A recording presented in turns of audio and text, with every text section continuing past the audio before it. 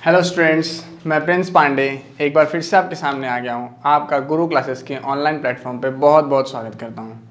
तो बच्चों, हमने अपने लास्ट लेक्चर में पढ़ा था पार्ट 2 में आपका first chapter some basic concept of chemistry में हमने बहुत सारी चीज़ें सीखी थी जो कि आपके आने वाले चैप्टर्स के कैलकुलेशन में बहुत काम में आएगी। ठीक है, तो उसमें हमने क्या क्या पढ़ा था? सिग्निफिकेंट फिगर के बारे में पढ़ा था, क्वांटिटीज़ के बारे में पढ़ा था और राउंडिंग ऑफ के बारे में पढ़ा था और उसके एडिशन सब्ट्रैक्शन ये सब हमने देखा था। ठीक है, तो आज हम उसी को आगे कंटिन्यू करते हुए आज हम आपका नेक्स्ट टॉपिक जो है law of chemical combination, law of chemical combination क्या करेंगे? डिस्कस करेंगे।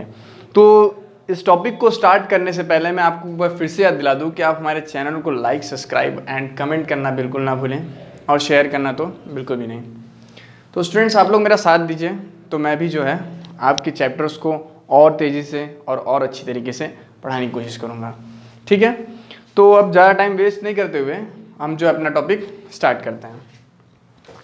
तो आज का आपका टॉपिक जो है वो क्या है? Law of chemical combination. Law of chemical combination. ठीक, अच्छा, लॉ ऑफ केमिकल कॉम्बिनेशन से आपको क्या समझ में आ रहा है कि क्या होगा ये लॉ ऑफ केमिकल? लॉ का मतलब क्या हो गया? नियम। लॉ का मतलब क्या होगा? कानून। ठीक, मतलब कि केमिकल कॉम्बिनेशन जब रिएक्शंस होती हैं तो वो किस किस प्रोसेस में होती है, मतलब उसको होने के लिए कुछ कुछ फैक्ट्स हैं ऐसे, यही वही लॉ हैं जिसके थ्रू जो है रिएक्शंस का मतलब ये इसके अंदर होता है, जिसको आप कह सकते हो कि रिएक्शंस को होने के लिए ये सब चीज़ों की ज़रूरत होगी। यही सब लॉ को फॉलो करते हुए जो रिएक्शंस होती हैं। ठीक, तो अब बात कर लेते हैं इसमें जो आपके लॉ ऑफ केमिकल कॉम्बिनेशन वो पूरे कितने होते हैं? 5 होते हैं। 5 होते हैं, लेकिन मैं आपको एक और एक्स्ट्रा बताऊंगा, वो कितने हो जाएंगे? 6 हो जाएंगे। ठीक, तो आपके कौन कौन से उसको हम जो है देख लेते हैं। पहला आपका आएगा इसमें law of conservation, law of conservation of मास। क्या आएगा आपका? लॉ ऑफ कंजर्वेशन ऑफ मास। और दूसरा जो आएगा इसमें वो आएगा law of definite proportion, law of definite proportion. ठीक, और तीसरा जो आपका आने वाला है वो क्या है? लॉ ऑफ रेसिप्रोकल प्रोपोर्शन, या पहले मल्टीपल प्रोपोर्शन हम कर लो, law of multiple proportion.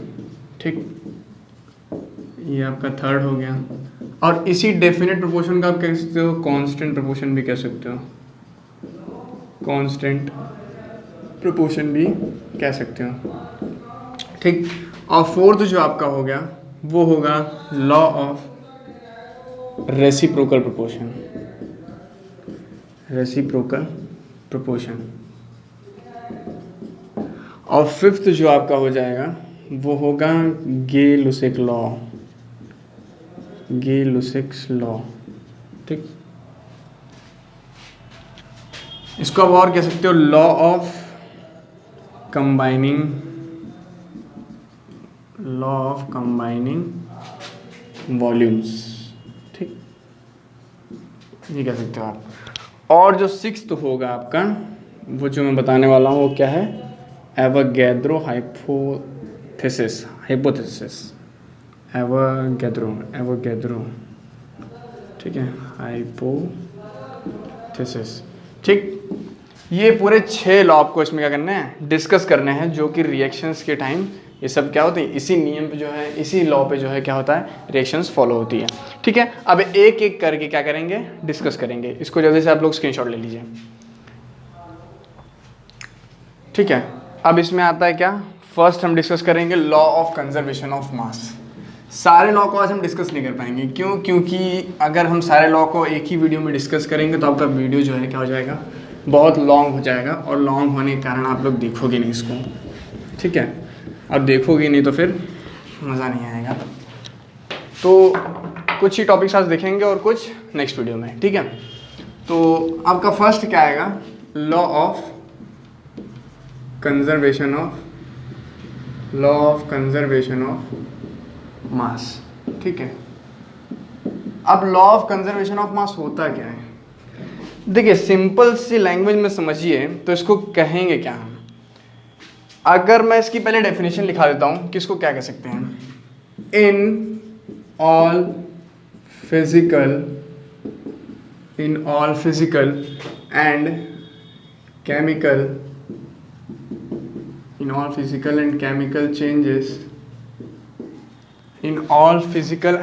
changes the sum of the reactant is equal to sum of the product। क्या बोल रहा है कि कोई भी फिजिकल कोई भी केमिकल चेंज यानी टेम्परेचर प्रेशर केमिकल चेंजेस में आप क्या कर सकते हो, या ना ही फिजिकल चेंजेस कर सकते हो और ना ही केमिकल चेंजेस करके क्या कर सकते हो। जब भी रिएक्शंस होती हैं तो जो सम ऑफ रिएक्टेंट होता है, यानी रिएक्टेंट जो हम लेते हैं दो कंपाउंड होता है, suppose that A plus B, हमारे पास दोनों क्या हैं, रिएक्टेंट हैं, ठीक। सपोज क्या है, ये दोनों रिएक्टेंट, ये दोनों मिल करके बनाते हैं क्या, AB। मान लीजिए सपोज करिए कि A प्लस बी मिलकर क्या बनाए, AB, और ये क्या है हमारा प्रोडक्ट हो गया, ठीक। ये रिएक्टेंट और प्रोडक्ट, तो इन दोनों का जितना क्या होगा, इन दोनों का मास जितना होगा, इन दोनों का मास का जो सम होगा, सपोज दैट ये कितना होगा, 50 ग्राम हो गया, ठीक है। इसका 25 है, या फिर इसका 15 हो गया, इसका 35 हो गया, इसका 20 हो गया, इसका 30 हो गया, कितना भी हो, ठीक है। इन दोनों का जो मास का सम होगा वो क्या होगा, प्रोडक्ट के सम के बराबर होगा। यही बताता है क्या, लॉ ऑफ कंजर्वेशन ऑफ मास बताता है कि रिएक्टेंट का सम, यानी यहां से आप लिख सकते हो कि sum of mass of reactant is equal to sum of mass of product, ठीक।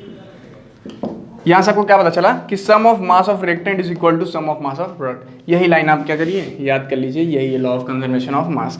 यानी रिएक्शन के टाइम क्या होगा कि मास जो होगा, दोनों ही रिएक्टेंट, मान लीजिए कंपाउंड ए है कोई और कोई कंपाउंड बी है, इन दोनों का जो मास होगा वो क्या होगा, आपके प्रोडक्ट के सम के बराबर होगा, ठीक। और दूसरी चीज एक और, अब सिंपल सी वर्ड में याद रखिए कि मास can nether be created not be destroyed. ये क्या बोलता है, लॉ ऑफ कंजर्वेशन ऑफ मास। एक और पॉइंट आप यहां पे नोट कर लीजिए कि मास can nether be created nor be destroyed, ठीक है। ये एक पॉइंट आप याद कर लीजिए कि मास को ना ही हम क्या कर सकते हैं, बना सकते हैं, और ना ही क्या कर सकते हैं, खत्म कर सकते हैं। बस क्या कर सकते हैं, एक फॉर्म से दूसरे फॉर्म में चेंज कर सकते हैं, ठीक। अब ये जो आपका लॉ है, ये कहाँ पे गलत होता है, ये कहाँ पे गलत होता है, ये कुछ ऐसी आपकी न्यूक्लियर रिएक्शंस होती हैं, जो न्यूक्लियर रिएक्शंस में क्या होता है, ये लॉ क्या होता है, गलत हो जाता है। और ये लॉ क्यों गलत हो जाता है, क्योंकि वहाँ पे क्या होता है कि न्यूक्लियर रिएक्शंस में जो होता है, जो रिएक्टेंट का मास होता है वो प्रोडक्ट के मास से थोड़ा सा क्या करता है, डिफर कर जाता है। क्या कर जाता है, डिफर कर जाता है।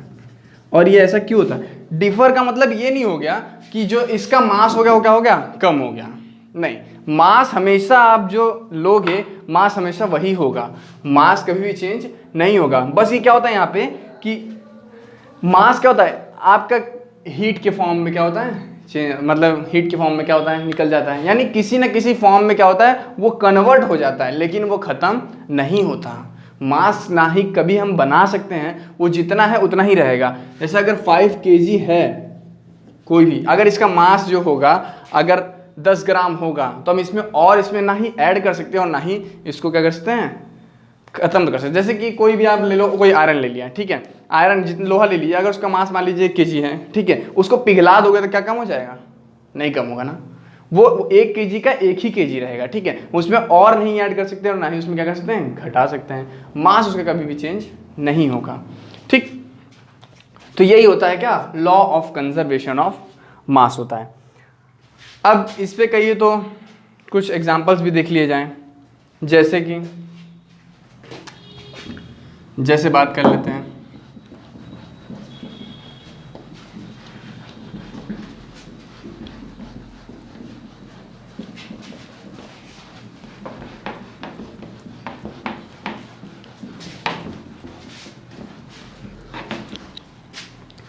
तो क्या हो गया, जैसे कार्बन लिए, कार्बन प्लस ऑक्सीजन, आपका क्या बना, कार्बन डाइऑक्साइड। ठीक, क्या हो गया, यहाँ पे मैंने कार्बन ले लिया फर्स्ट, और सेकंड क्या ले लिया, ऑक्सीजन ले लिया।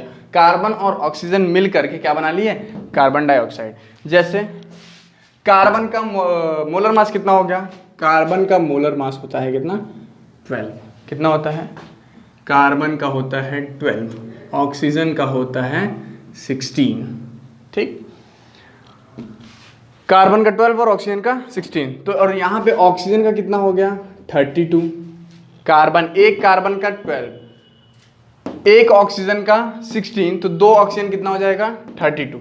एक ऑक्सीजन कितना हो गया, 16, तो दो का कितना हो जाएगा, 32।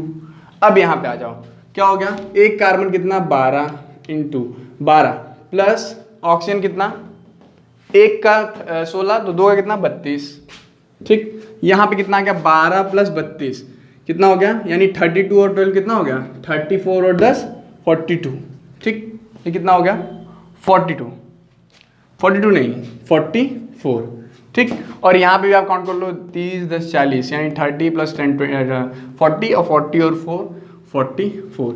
यानी देख लीजिए, यहाँ से आप देख सकते हैं कि क्या हो गया, कि जितने हमने रिएक्टेंट का मास लिया वही आके प्रोडक्ट में भी उतना ही मास आया। तो ये क्या कर रहा है, law of conservation of mass को क्या कर रहा है, शो कर रहा है। ठीक, अब इस पे एक क्वेश्चन देख लेते हैं हम लोग कि लॉ ऑफ कंजर्वेशन ऑफ मास पे बेस्ड क्वेश्चन कैसे आपसे पूछेगा।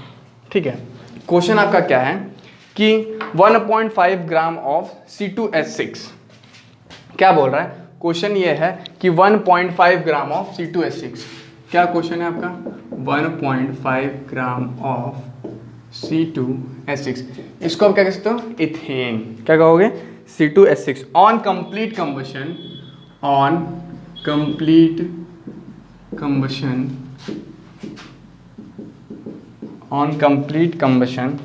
gives 4.4 gram of CO2, gives 4.4 gram of CO2 and 2.7 gram of H2O।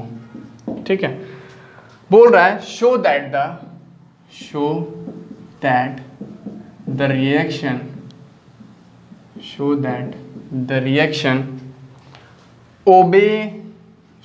the reaction obey law of conservation of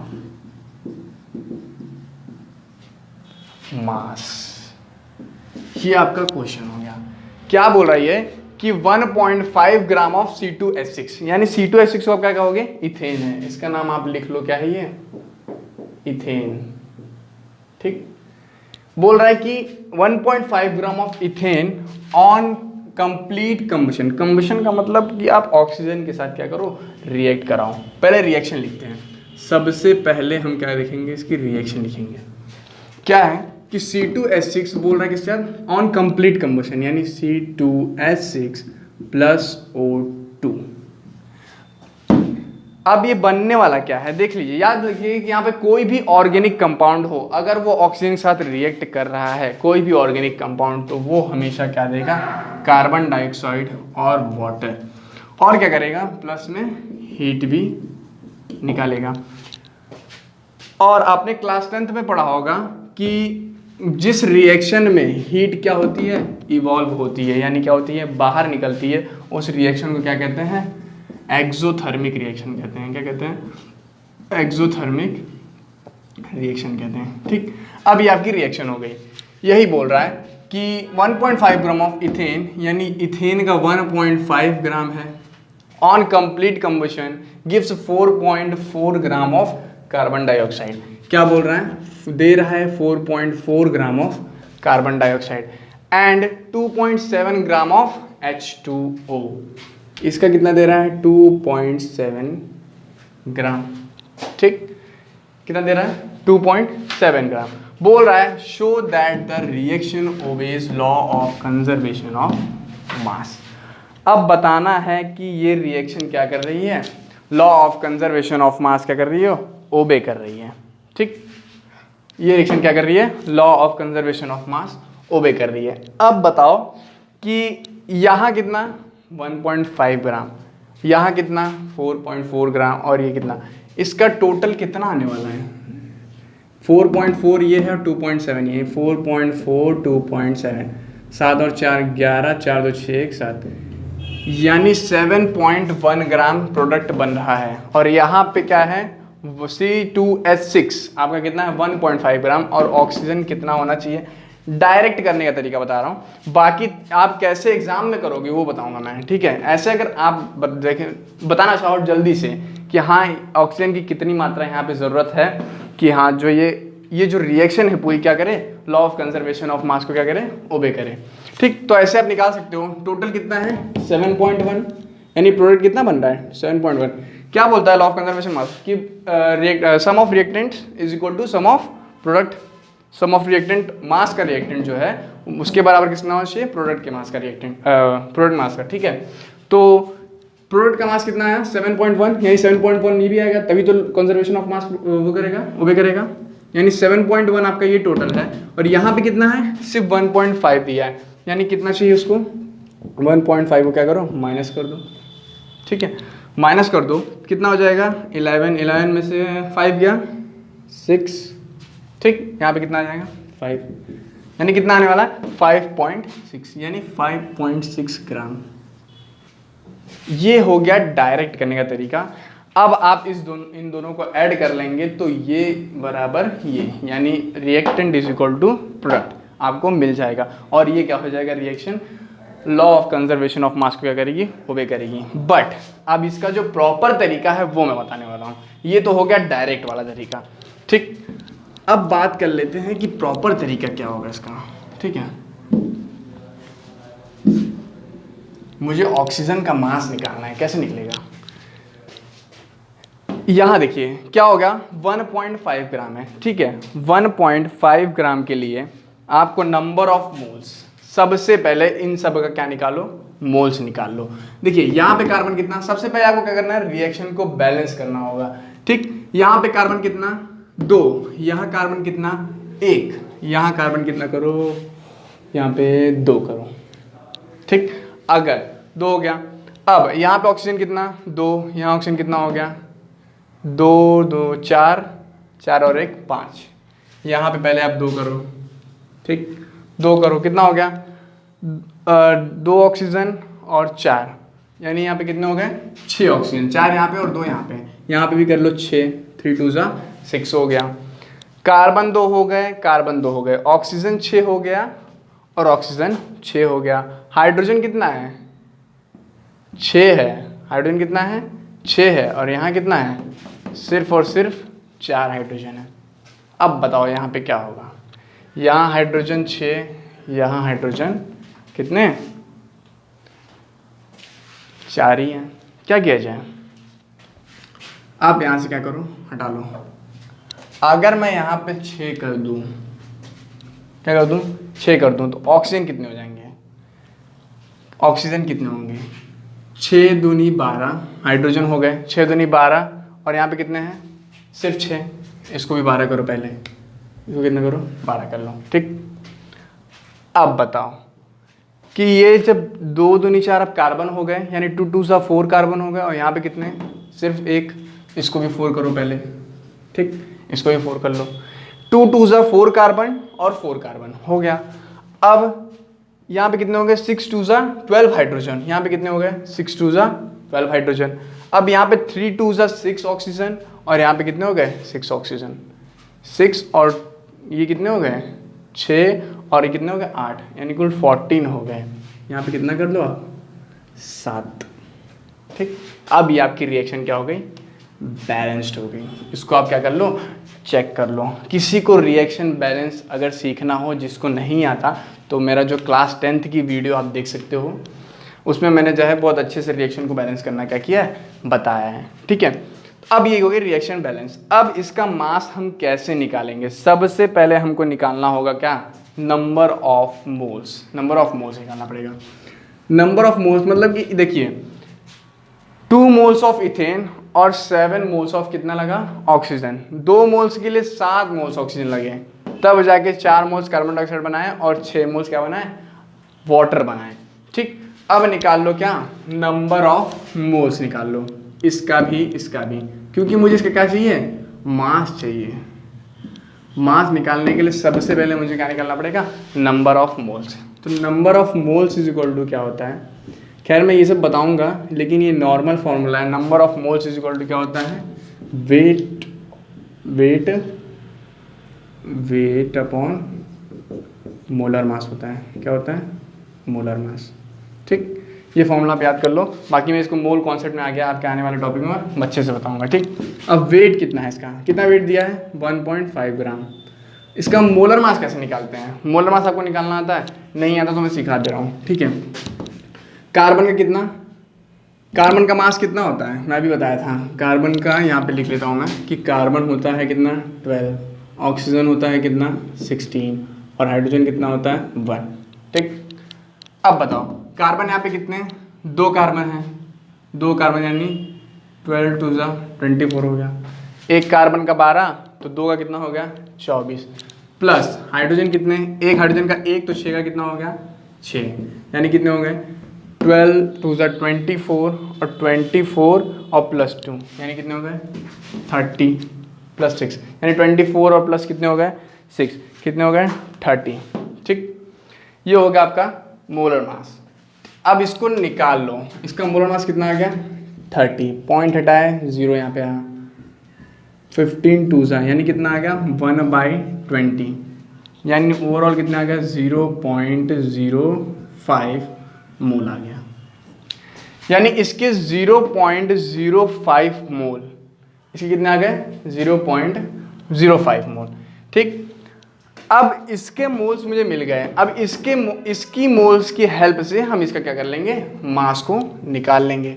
कैसे निकालेंगे, जैसे क्या कर लेंगे कि देखिए 2 मोल्स ऑफ इथेन में कितने लगे 7 मोल्स कितने लगे, क्या लगे 7 मोल्स ऑफ ऑक्सीजन लगा 2 मोल्स इथेन में 7 मोल्स ऑक्सीजन लगे। ठीक है, तो 0.05 में कितना लगेगा। अब इसके आगे देखें, इसको इतना जल्दी से नोट कर लीजिए जल्दी से। ठीक है, अब आगे बढ़ते हैं थोड़ा सा। क्या बोल रहा है कि 2 मोल्स इथेन में क्या लगा 2 मोल C2H6 में आपका लगा 7 मोल, यहाँ से देखिए 2 मोल C2H6 में 7 मोल क्या लगा ऑक्सीजन लगा। ठीक है, O2। तो ऐसे ही इसका हम लोग कितना मोल निकाला अभी 0.5, तो 0.5 मोल ऑफ C2H6 कितना मोल ऑक्सीजन लगेगा 0.5 मोल में कितना लगेगा 7/2 इंटू 1/20। ठीक, 7/2 2 मोल्स में 7 मोल ऑफ ऑक्सीजन। अच्छा ठीक है, ये नहीं समझ में आ रहा है तो ऐसे देख लेते हैं, इसको क्या कहते हैं यूनिटरी मेथड कहते हैं। मैं आपको सिखाता हूँ। देखिए 2 मोल्स में क्या है 7 मोल लग रहा है, तो 1 मोल में कितना होगा, 1 मोल में कितना होगा इतना बता दो। 1 मोल में कितना होगा 7/2 होगा कि नहीं होगा, 1 मोल में क्या होगा 7/2 होगा। ठीक, 7/2 तो ऐसे ही बोल रहा है कि 0.05 में 0.05 जो अब कि आपका इसको ऐसे लिख लो 1/20 आया था ना 1/20, तो 1/20 मोल में कितना लगेगा आप बताओ। जब 1 मोल में 7/2 तो 1/20 में कितना लगेगा 7/2 इंटू 1/20। इतने मोल्स आपके क्या करेंगे आने वाले हैं किसमें 0.05 में।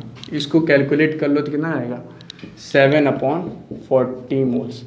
ठीक, इतने मोल्स आपको क्या लगेंगे 0.05 मोल के लिए इतने मोल्स ऑफ ऑक्सीजन का प्रोवाइड होगा। बस अब इसके आगे काम खत्म हो गया, जल्दी जल्दी देख लेते हैं ये क्वेश्चन आपका, फिर मैं आगे का जो टॉपिक है वो नेक्स्ट वीडियो में बताऊंगा। ठीक है, बस 7/40। अब देख लेते हैं, इसका मोल्स पता चल गया, नंबर ऑफ मोल्स अभी हमने देखा है इज इक्वल टू क्या होता है वेट अपॉन मोलर मास। ठीक, इसका नंबर ऑफ मोल्स कितना बच रहा, 7/40 यानी 7/40। इसका वेट निकालना है अपॉन मोलर मास कितना हो जाएगा, ऑक्सीजन का एक का कितना मास 16 होता है, दो का कितना हो जाएगा 32। ठीक, अब जल्दी से इसको क्या कर लो, कैलकुलेट कर लो। 7 × 32/40। ठीक, इसको जैसे काट लो, कितना हो जाएगा 16, ये कितना हो जाएगा 20, ये कितना हो जाएगा 8, ये कितना हो जाएगा 10। 8 7 ज़ा 56, 8 7 ज़ा 56/10, यानी एक जीरो है नीचे, क्या करोगे एक डेसिमल आप खिसका लोगे। ठीक है, ऊपर से क्या हो जाएगा 5.6 ग्राम, जो कि हमने ऐसे भी निकाला था। कितने आ गए थे 5.6 ग्राम। ये होगा आपका सीधा साधा अप्रोच जो आप क्या करोगे अपने एग्जाम्स में करोगे। इसको जल्दी से आप नोट कर लीजिए और हम अपने वीडियो को जो है यहीं पे समाप्त करते हैं। ठीक है, ये आपका नोट हो गया। अब स्टूडेंट्स आपका ये जो टॉपिक यहीं पे खत्म हुआ। ऐसे ऐसे क्वेश्चन आपसे पूछेंगे, आपको जो भी क्वेश्चन आपका डाउट होगा आप मेरे कमेंट बॉक्स में पूछिएगा और मैं आपको जो है उसका सॉल्यूशंस ज़रूर प्रोवाइड करूँगा। तो यहीं अपने लेक्चर को खत्म करता हूँ और मिलता हूँ उससे नेक्स्ट वीडियो में। Thank you so much. और आप हमारे चैनल को लाइक, सब्सक्राइब और कमेंट करना बिल्कुल ना भूलना। बाय।